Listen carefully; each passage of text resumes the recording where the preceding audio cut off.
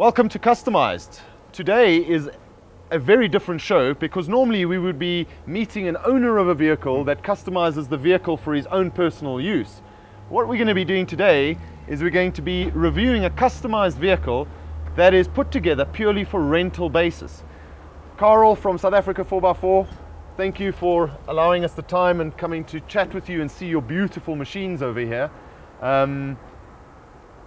I'm exceptionally intrigued on how somebody would take a vehicle, put all this together and then give it to somebody to go and mess up. I'm just thinking, if I rent a Toyota Corolla, that becomes a four-wheel drive, it becomes the whole bang shoot. Now you giving me a four-wheel drive to do whatever I like with. You're nuts. I'm not going to deny that. Okay, Yeah? let's go back. Let's compose.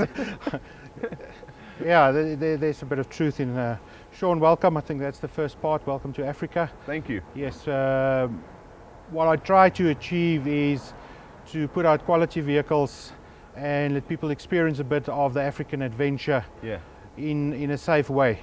And we do a couple of things in order to make sure that the rental vehicles run well and that you get close enough as if you were my brother and I take you out on a safari expedition. That's what I try to achieve.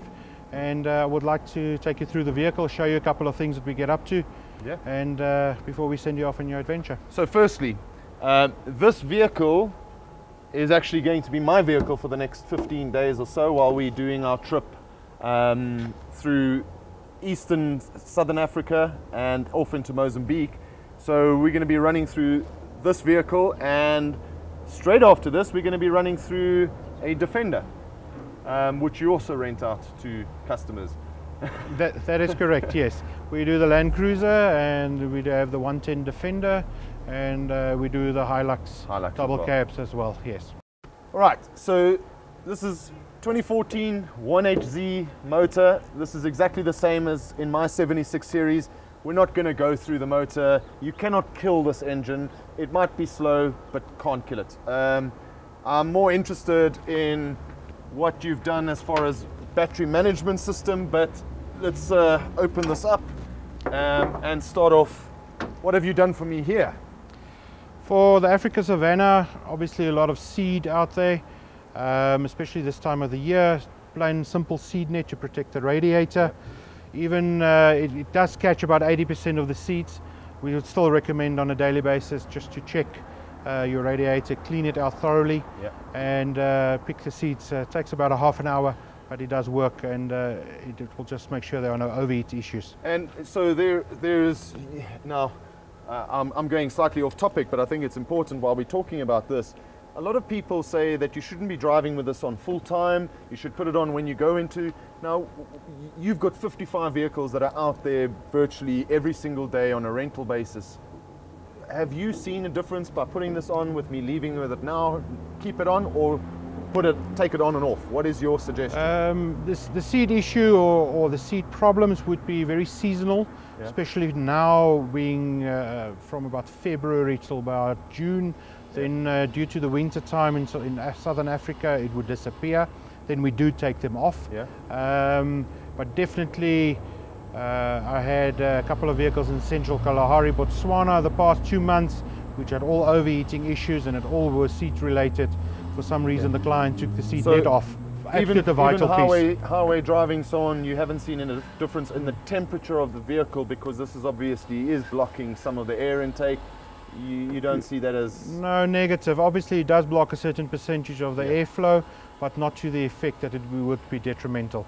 Yeah, no, it's a controversial subject. A lot of people say don't drive it on because it overheats your motor, and it's nice to hear from somebody that has 50 vehicles out there. You're putting it on for the season, and the people are driving it whether they're in the bush or not in the bush, and they're on permanently for your customer. So I suppose I know how to put this on and off, but somebody coming from Europe might not know how to put this on, take it on and off. So it makes sense. Perfect. Okay, bumper. You've kept the original bumper. The reason for that, you're not putting any steel bumpers on here?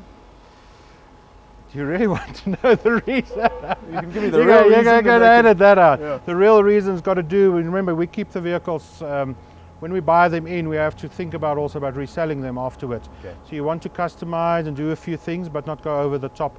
So ultimately, the view behind it is to have a vehicle that I can sell again in 2 years' time. That's the honest answer. Yeah. And the second part, they do get nicked and bumped quite often.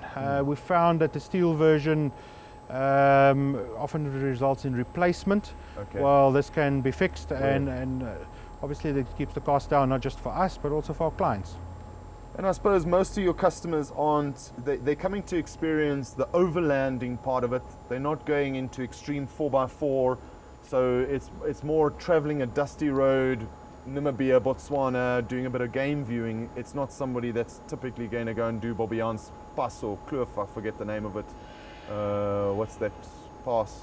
Bobbejans? Well, there are a couple that can come your way.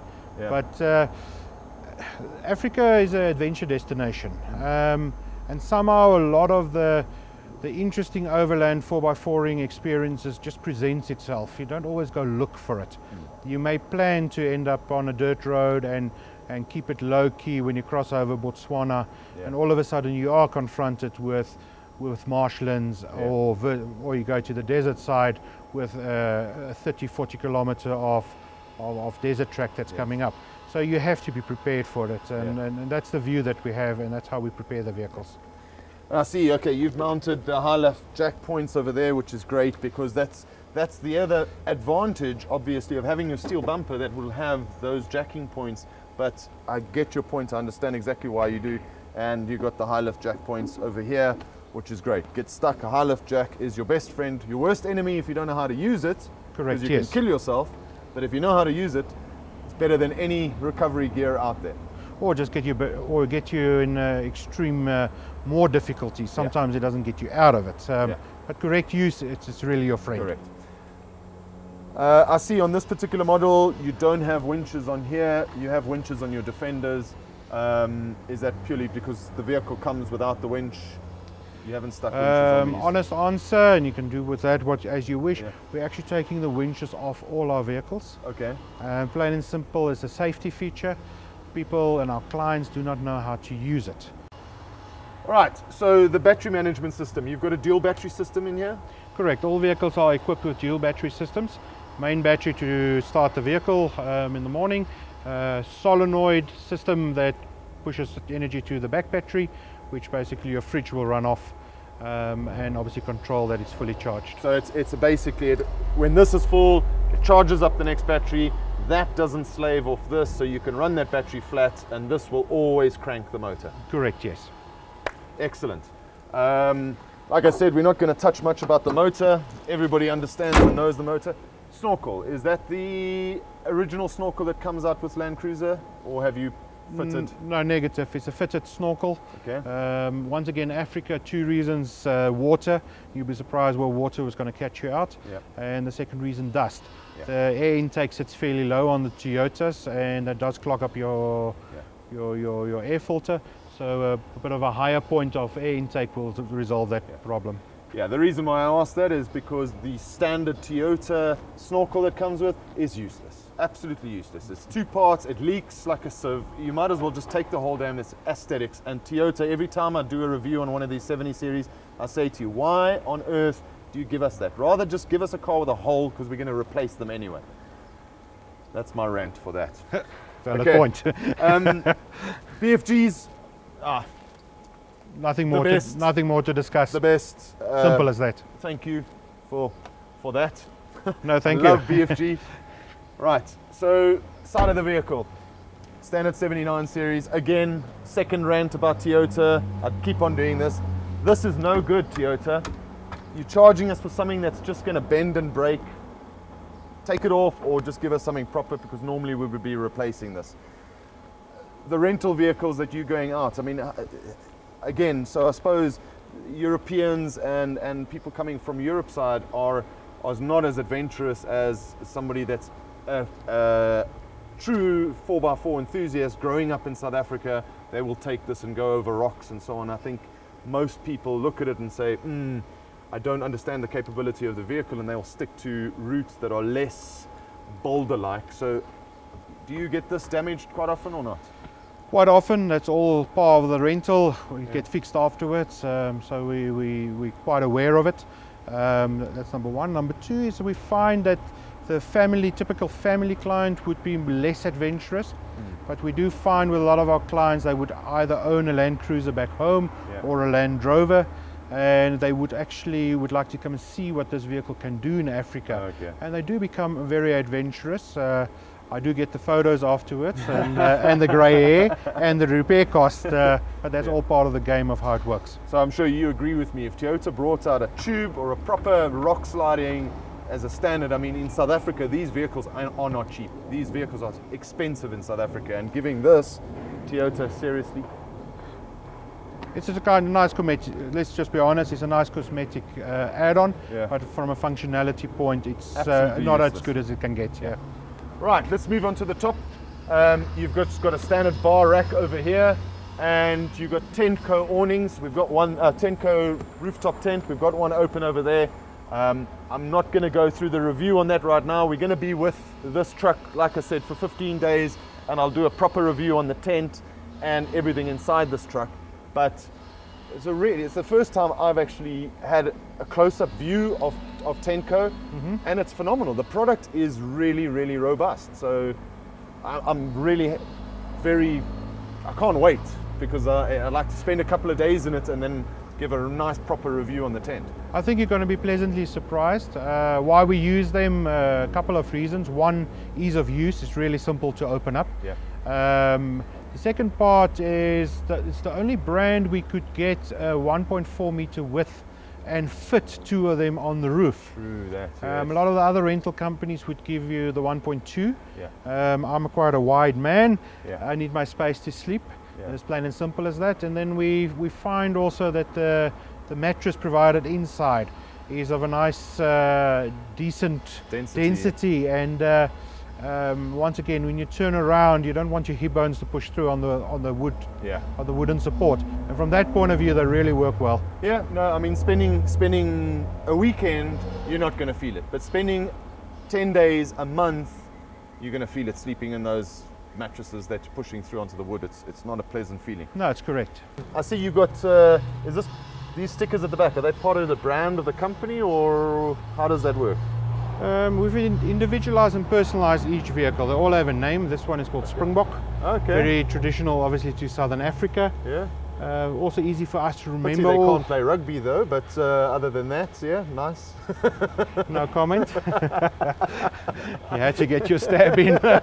Hey, I'm a Bull supporter as well, so it's even worse. So both my teams can't play. Well, we'll hope the cricket goes better in the next 2 months. That's all I'm going to say. So they all have a name, they all have an insignia. It's also easier for our clients to associate with the vehicle. If they need to make contact with us, they can refer quite easily to which vehicle, and obviously we've got the history of the vehicle, and we can assist you with whatever you need assistance with. Much better than going, I'm driving H101 or I'm driving this, so personalizing, very, very nice touch. All right, so let's get to the rear end, the storage bay. Real nice, lightweight, strong canopies. We had a look at them earlier.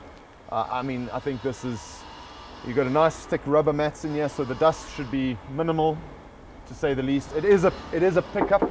This is not the tray base that you will see on mine that I'm building, and a lot of the Australian ones run the tray. There you've got absolutely zero dust coming in. This is full of holes all over the place in this, so trying to stop the dust, impossible. But I see you've done a concerted effort to try and minimize it as much as possible. Correct. We've tried to plug up the holes, as many as possible. It gets out most of the dust. But once again, in Africa, dust is a must, and you're not going to get away from it. It's part of the experience. No, look. End of story. Exactly. Notoriously, the 79, no matter what you do, has always got a sagging rear end. What are you doing as far as suspension is concerned? Because there is quite a bit of gear. The gear is lightweight, except for the fuel, and once I filled up the fridge, but the rest of the gear in over here is pretty lightweight. However, you still have the sagging effect. So what is your preferred suspension choice, and how do you manage it? Land Cruiser, like I said, will always have the sagging effect. The extra diesel, the extended tanks are based on the actual chassis, so that helps a lot. The weight of the equipment is about 300 kilograms, so that's 30% of what the vehicle can take. Yeah. You don't have to go over the top. Yeah. Standard leaf suspension stays in. Yeah. We do change the shocks from factory fitted to a medium range. Yeah. We find that is sufficient, that when you're in the bush that the back part does not hit through to the chassis. What's your preferred brand? I'm going to put you in a position over here. So what's your preferred brand? Not only Land Cruiser, what have you found out there as far as shocks? Your vehicles are doing far more mileage off-road than my vehicle or the particular person that owns his own overlanding truck. Where have you seen and what do you like today? Because I'm sure you've changed brands a number of times. Yeah, we've learned the hard way, and it's trial and error. It's very simple as that. There's a brand in Southern Africa called Monroe. I don't know if it's available anywhere else. Yeah. And strangely enough, they do work the best, and it's a good benefit versus cost factor, and it's available everywhere. So should you pick up a problem, you can pretty much go anywhere in Africa and you can be supplied. There are fantastic other brands out there as well, but the reality is if you do pick up a problem, you have to come back to South Africa to have it fixed, and that tends to spoil the whole adventure a bit. True. That's the most important factor, and that's why I'm running a Land Cruiser 1HZ, because it's for me the easiest to find parts anywhere in Africa. Correct, yes. Yeah. All right. Okay. Cool. Exactly. So in the rear here, I'm not going to run through all the gear. This is a total front to back. Everything that you need for an entire trip is packed in this small space over here. I'll be going through everything during the trip, but basically I've arrived in Johannesburg with my backpack, my camera gear, and Carl has taken care of me all the way to even having some coffee in for me for the first night. So it's phenomenal what you do with these vehicles, and I'm super excited to get going tomorrow morning. So thank you, Meneer. Like I said, welcome and be safe. Yeah. Enjoy the travel. Thank you.